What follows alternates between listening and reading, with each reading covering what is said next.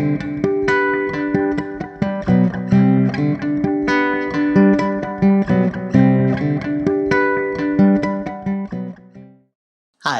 I'm Aaron Hand, Editor-in-Chief of Pro Food World, back with another edition of Take 5.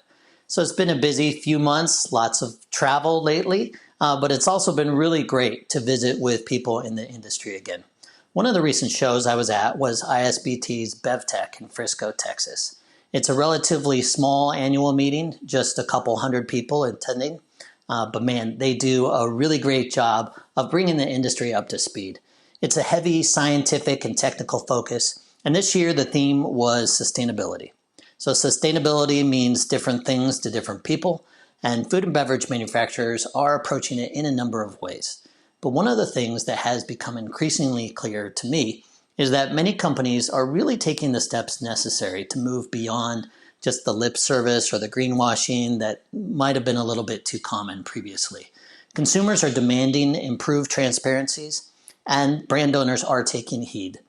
During one of the networking breaks, I chatted a bit with Manus Mitchell from PepsiCo about this corporate transparency. He said that in the past, Pepsi had trouble wanting to even let its own employees know things that were going on.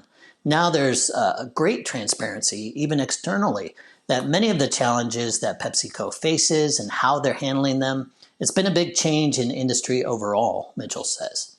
So since I'm new to ISBT and BevTech, I didn't realize what a rock star I was speaking with at the time.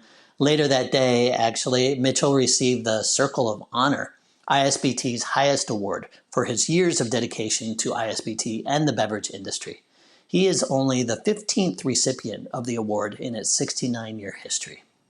But BevTech seemed to be just that kind of industry event, where a relatively tight-knit group of people come together to really get down to the business of moving the industry forward. So some of the things they talked about, Ecolab's Amelia Tunuda talked about advancing water and climate resilience, urging attendees to help their leaders understand that there really doesn't have to be this trade-off between driving sustainability and business performance. Michael McDonald at Suez Water Technologies discussed water recycling strategies for the food and beverage industry, explaining in practical terms what needs to be done.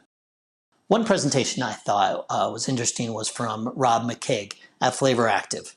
He's studying how to preserve juice freshness even when the supply chain breaks down. I want to tell you about Coca-Cola's perspective on sustainability. Chloe Durham gave a comprehensive presentation on the factors that they're looking at. One of the first things that Durham said in her presentation was a suggestion to those that might be concerned about whether or not they can really have an impact. She said, don't pay so much attention to the numbers, but how you participate.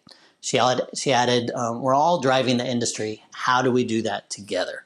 So she really emphasized the importance of sustainability progress starting at the top. And she credits Coca-Cola's chairman and CEO, James Quincy, for his commitment to the cause. Coca-Cola's sustainable business priorities cross a broad spectrum, including the company's World Without Waste initiative, water leadership, reducing added sugar, the people and communities, climate, and sustainable agriculture. The World Without Waste initiative looks primarily at packaging and how to help drive a circular economy to help reduce the carbon footprint of that package. The label is a big piece of that discussion, Durham commented, because not all labels are recyclable.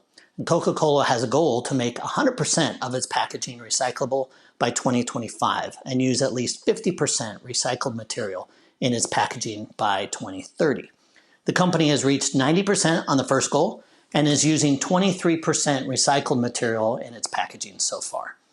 And just as Coca-Cola aims to reduce its carbon footprint, it's also working to reduce its water footprint. This is a big deal for a company whose products are so largely based on water.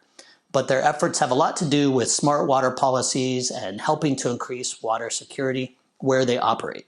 A huge part of this is improved agricultural management because 92% of Coca-Cola's water footprint, so to speak, is water use within its agricultural supply chain. There's so much more to get into, so I encourage you to read the full story below, along with other recent links. But I want to circle back around to where I started talking about transparency. Like Mitchell, Durham also noted how the industry has changed, and it's no longer about putting together some feel-good commercial on TV to convince consumers. Instead, today, data is all you really have to tell your story, Durham said. Science-based targeting is offering a different level of transparency. So, thank you again for joining us today.